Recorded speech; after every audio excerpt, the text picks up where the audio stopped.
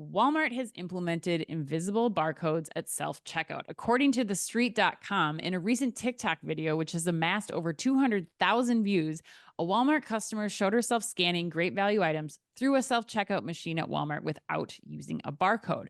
The TikTok creator's discovery comes after Walmart partnered with Digimarc, the company that's behind the new feature, to innovate its barcodes for $3 million a year. In 2022, Walmart expanded its partnership with the tech company in order to help, quote, help further optimize store operations, end quote. According to Digimarc's website, the technology involves embedding codes that are, quote, invisible to the human eye, end quote, on product packaging, which makes it easier to be detected at self-checkout machines. Brooks, we're going to you for this one. How should Walmart ultimately judge the success of these invisible barcodes?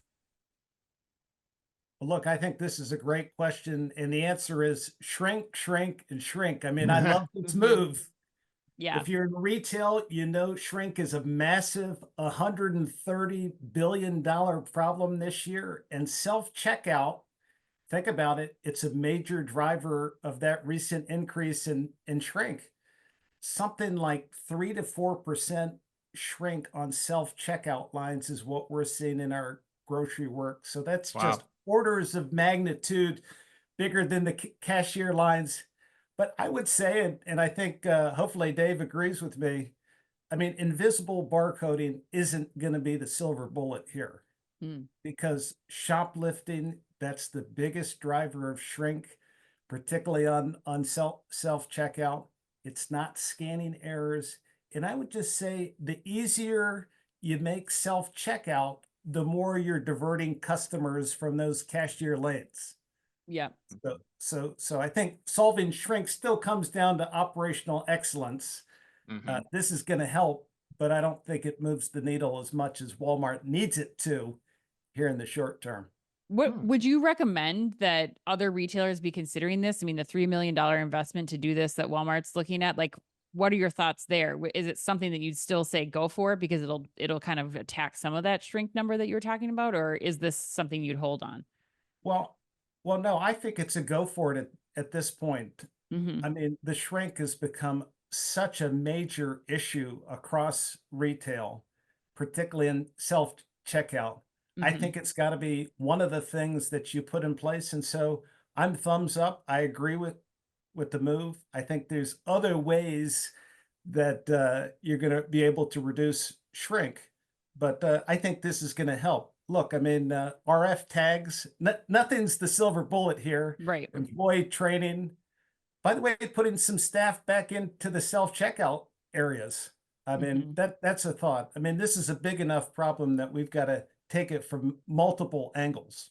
For sure.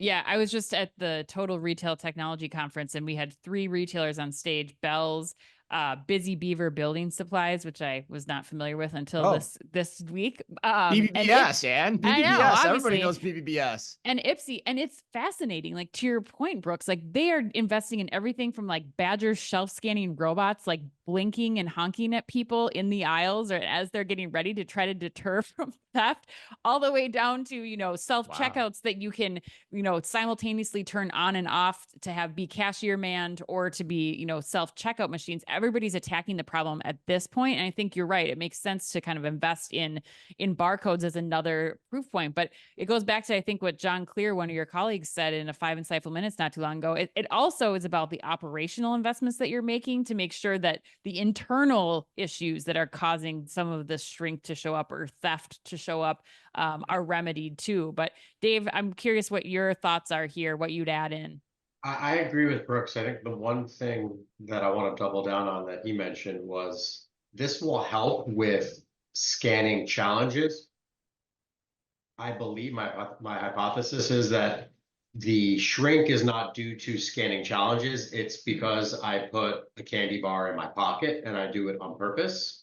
So, or they just forget. So you have some sort of customer service rep that's helping usually with the scanning challenges. The weight's not right. I think asset protection only goes so far when you're actually doing it at the exit and not at the self-checkout. So I think there's actually a disconnect in terms of where you have asset protection. which could mitigate some of this.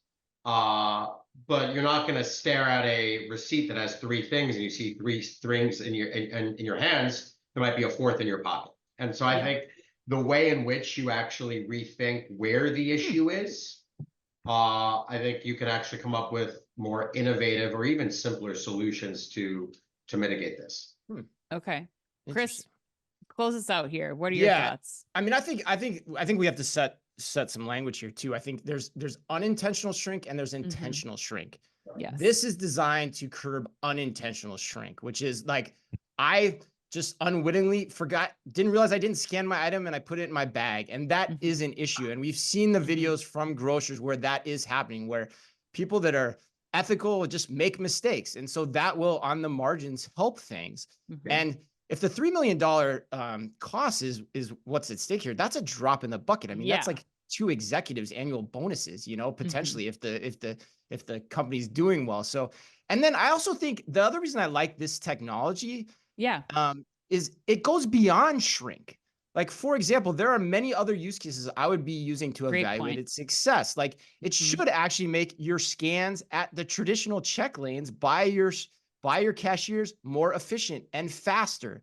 It should help you to replace abandon at the end of the night because you can scan the products wherever, you know, you don't have to find the barcode. That should speed things up. It should speed up return processing. It should help you identify eaches in the back room more efficiently as well. So the answer to those questions should be yes to all of that. And so for me, that's the mark of a good innovation that has a lot of scale and use cases throughout the operation. So that's my take here. This goes well beyond shrink, in my opinion, but it is unintentional shrink, what it's designed to help. Yeah, bargain basement, really. $3 million to do all speed up all those processes seems like a no-brainer. Yeah, That's it makes me another wonder no if that duh. number's actually correct, you know, when you get right down to it. And the fact that the CPGs have to put this packaging on their products too. So there's some element to that too that has to come into play.